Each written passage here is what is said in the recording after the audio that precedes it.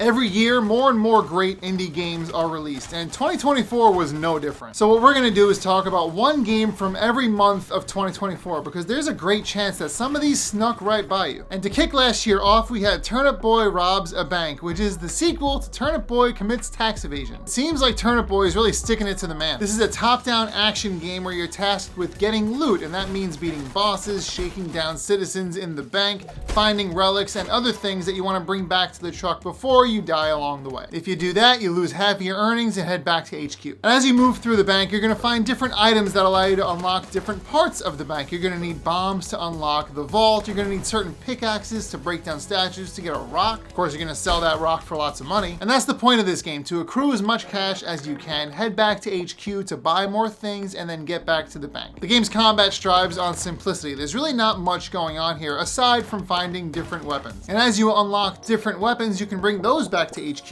and unlock different permanent upgrades for your starting kit. In a nutshell, this game is about doing things over and over again with a little bit of progress each time. You make some more money, you get some more items, you kill a boss. That boss now lets you access different areas of the bank, and the process continues from there. Not to mention the fact that this game features some really hilarious vegetables that have a lot of different personalities. The main mobster is a pickle, you're a turnip, and I'm not a fan of onions already, and seeing one with hair growing out of the side of its head just really sealed the deal for me. Moving on to February, or as I like to call it, the month where I really start getting sick of winter, the game Hellskate went into early access. In this game, you play as a demon who lives in a world where demons essentially just skateboard everywhere. The entirety of the underworld seems to revolve around street skating, and I think that's pretty cool. The gameplay in this is very reminiscent of other arcade-style trick skaters that you might have played. Think of Tony Hawk's Pro Skater. But there are two very relevant twists here that make it much different than Tony Hawk's Pro Skater. This is a roguelike skating game where you're choosing different areas based on what challenges you want to take on next. And whichever challenge you choose determines the reward you're going to get, which helps you along on your run. But the second thing about this game that makes it even more unique is the fact that it's a little bit of an action game. So not only are you doing tricks around each area, which is basically built like a street, you're also fighting demons as they spawn. This, of course, helps you with your score total, which you need to move on to the next area. But much like Tony Hawk's Pro Skater, the controls are tight and very learnable, and the music's pretty good too. And as somebody who played lots of Tony Hawk's Pro Skater, the muscle memory kicked right in when it came to the controls. Now bear in mind, this game is still in early access, so if it feels a little rough around the edges, that's because they're still working on it. But I'm usually a big fan of playing games while they're in early access. Not only do you get to buy the game for a little cheaper while it's getting worked on, but you also get to give some feedback to the developers. And sometimes that feedback makes it into the final build. So if skating through the underworld while slashing demons and shredding gnar sounds like a good time, then give Hellskate a look. And then in March, a game called Berserk Boy came out. One thing to know about me is that I love Mega Man games, and I love games that are inspired by Mega Man games. And Berserk Boy is just that, but it does a lot of really good things differently. Probably the most notable change is the fact that you're not shooting energy pellets at enemies. Instead, you're dashing through the area trying to electrocute as many enemies as you can while dashing into them. The more chain reactions you cause, the more damage you're going to do, and the more points you're going to get at the end of the level. In fact, you're going to find yourself moving through areas really fast, which makes this a little more like Sonic the Hedgehog. But regardless of what retro game this reminds me of, Berserk Boy stands on its own. The pacing and the timing and the action and the way you have to think about each area is much different than anything I've experienced before. The level of polish here speaks to a game that was made with lots of love and lots of thought. There are some repeated boss fights, but this is pretty common in a side-scrolling action game anyway. But the main bad guys not only have their own moveset, but they give you the ability to adopt their moveset if you defeat them. And this isn't just to change your element from lightning to fire, this also gives you a completely different way to interact with each area. And that gives you lots of reasons to go back and find some things that you maybe couldn't access earlier. So while Berserk Boy does borrow lots of stuff from the classics, it also does a lot of things that I found to be refreshing and fun. And this is coming from somebody who just wants a brand new Mega Man X side-scrolling game from Capcom. It's a dream I cling to for dear life. But until that comes true, we've got games like Berserk Boy giving us brand new experiences. Things took an extremely interesting turn in the month of April with a game called Children of the Sun. I actually played this for a bit on stream, and I wasn't surprised by the fact that it's a puzzle sniper game, but I was more surprised by some of the tones that are told in the game's story. Once I got used to it, I was able to embrace this side of Children of the Sun a little more, but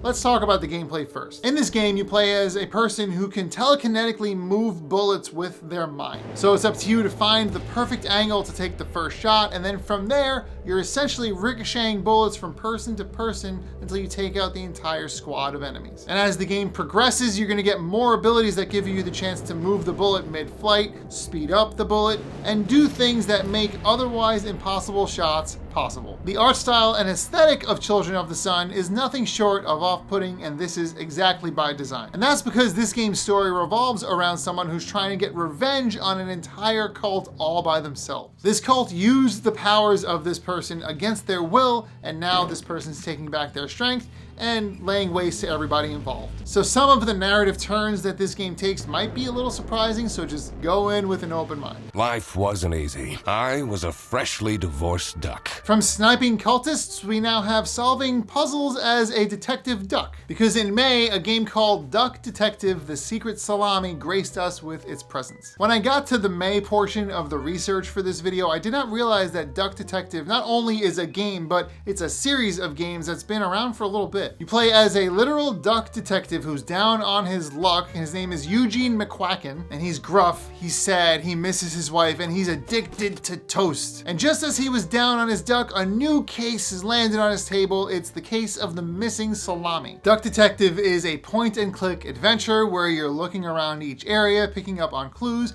filling out the case to decide who is who and determine who did what crime. So you'll be meeting different characters, questioning them, asking them certain things about what's going on where they are. And while this is a perfectly good and fun point-and-click adventure, this game's charm takes hold of the entire experience. We're talking about the voice acting, which is completely stellar, and the character design, which is really charming. And the cases that you're going to solve in this game are just challenging enough and fun to figure out, as well as being extremely family friendly. And the best part is that Duck Detective: The Secret Salami is a short and sweet game. So if you play it and you love it, there's a few other Duck Detective games to go check out anyway. And that brings us to June, where a game called #Blood released. This is a top-down adventure where you play as a high schooler named Becky who has lots of friends and happens to be in a lineage of vampire slayers. After looking for her mom's apple pie recipe, this girl Becky actually finds a grimoire full of vampiric knowledge. And while it wasn't a recipe book for baking, it's now her guide down this path of fighting vampires. And this is all very well timed because her high school just happens to be under attack by different monsters and beasts, and wouldn't you know it, vampires. But to move through the high school and figure things out, Becky's got to do lots of different tasks and chores for her classmates and people who work at the school. This takes a lot of the focus off of the combat of the game and puts a lot more of it back on the presentation and storytelling. And that's a good thing, because while the combat is fun, it's not very complicated and it is very simple. So solving puzzles and enjoying the game's art are really where it's at. And while we're talking about the game's art and presentation, this looks like it could have been a Cartoon Network show. It just reminds me of shows like Dexter's Lab and the Powerpuff Girls, and I think that's on purpose. It's a great era to inspire your game from, and that's exactly what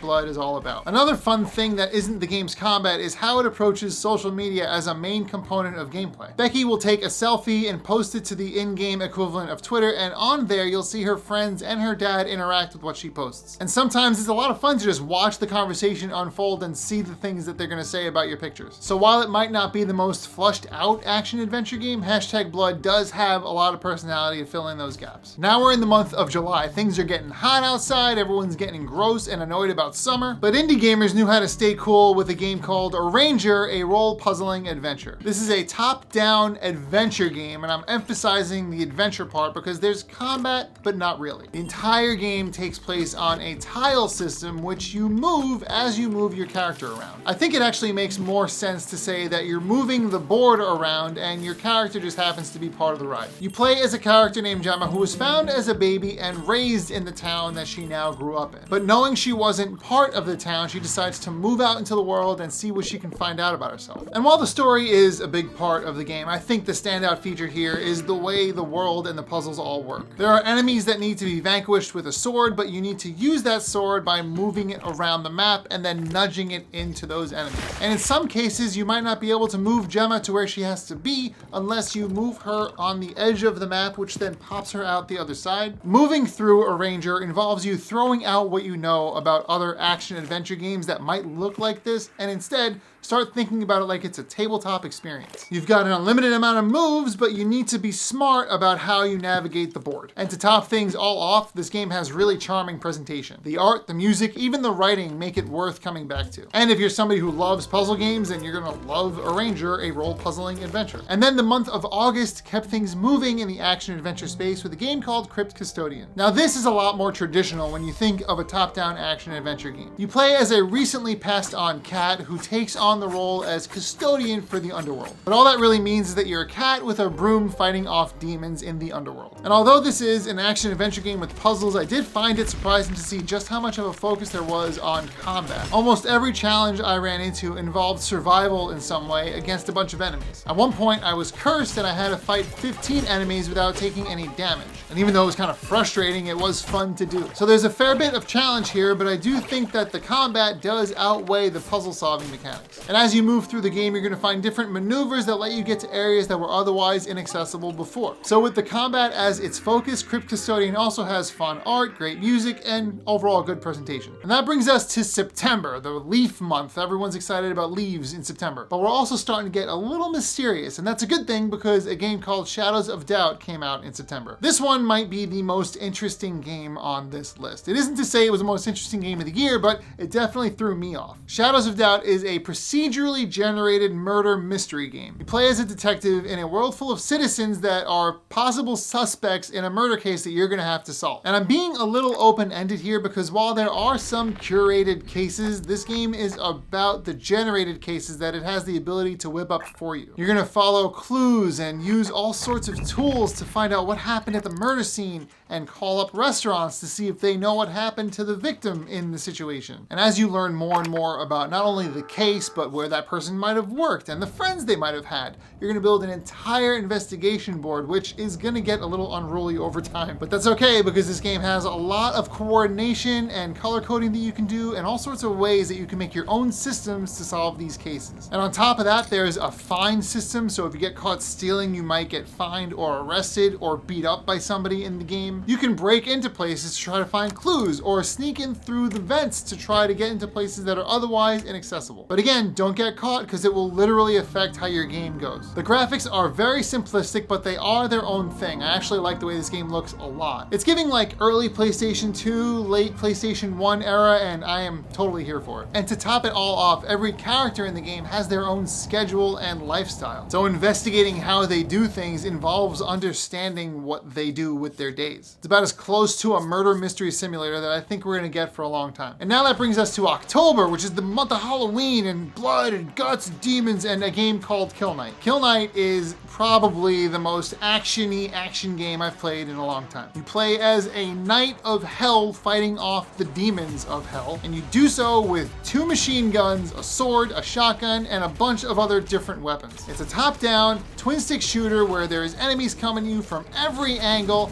and all you have to do is survive and kill as many as you can. Kill Knight's one of the most modern examples of a game that feels like an arcade experience that you get to have at home. Clearing each area is the goal, but it's all about getting as high of a score as you can. Because win or lose, your score is put on the global leaderboard immediately, provided you've got internet access, which you probably do. Otherwise, you wouldn't be able to see this video, right? And as you do more and more things with the game's weapons, you're gonna unlock new weapons that you can then swap into your kit. The same thing goes for the game's armor. If you use the armor's abilities enough times, you're gonna get the next armor. I'm usually up for a great challenge, but even the middle tier difficulty in Kill Knight was a lot for me. There's absolutely no reason why you shouldn't try the easier difficulties first, because it will be a lot more fun to play this game if you actually get the hang of it. Playing the harder difficulties can be really difficult at first, so if you force yourself to do so right out of the gate, you're never gonna make progress, you're never gonna unlock new things, and you're never gonna get that dopamine rush that comes with clearing a level. You've got your main weapon, which you should be firing most of the time, but eventually you're gonna have to reload that weapon. And when you do so, this is your chance to do a melee attack, a special attack, all sorts of other attacks that are now opened up if you time them correctly. But once you understand your kit and how it works in relation to the enemies that you're fighting, you're gonna start to feel a lot of gratification from how this game works. And if you lose, getting right back into the experience is super fast. I also just want to take a moment to emphasize how perfect the title of this game is, Kill Knight. I just think it hits the nail on the head. And now that brings us to the month of November. Everyone's having their pumpkin spice lattes, the leaves are all over the place,